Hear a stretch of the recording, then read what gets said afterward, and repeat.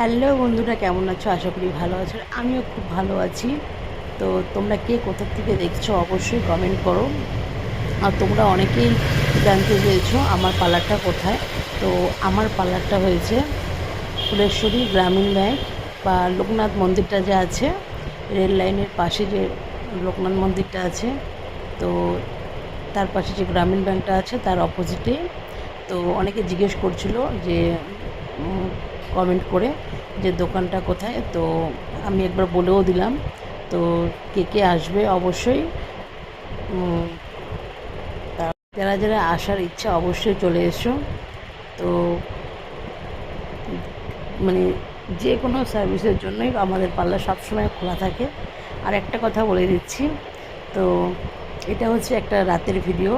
তো রাত্রি যখন ওই 11টা 11:30 বাজে দোকান বন্ধ করে, তারপর বর বললো চলো একটু ঘুরে আসি ছেলেকে নিয়ে। আর শুধু যদি না যেতাম, এই ঠাকুরগুলো না দেখতে একদম পস্তাতাম। 3-4টা দেখলাম ঠাকুর। সবথেকে তো এটা আমার হেভি লেগেছে যে তোমার হচ্ছে রাধাকৃষ্ণর যে লুকটা দিয়েছে গণেশকে, হেভি লাগছিল। আর এই আর কি বলবো, বলো তোমরা কেমন আছো অবশ্যই আমাকে কমেন্ট করো। আর একটা কী বলো তো, ভগবান না যতটুকু যাকে দেয়, মানে যতটুকু লেখা আছে আমার কপালে অতটুকুই কিন্তু পাবে। এর থেকে কমও না, এর থেকে বেশিও না।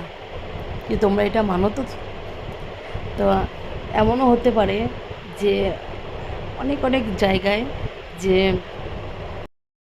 আর এই ভিডিওটা কিন্তু ছোটো ছোটো ক্লিপ নিয়ে 2-4 দিনের ক্লিপ নিয়ে আমি একটু একটু করে তোমার সঙ্গে শেয়ার করলাম। তারপরে হয়েছিল একদিন ভাসান, তো ভাসানেও আমরা গিয়েছিলাম। তো আমাদের না শিলিগুড়িতে 2-3 দিন থেকে মানে ভাসান হয়েছে।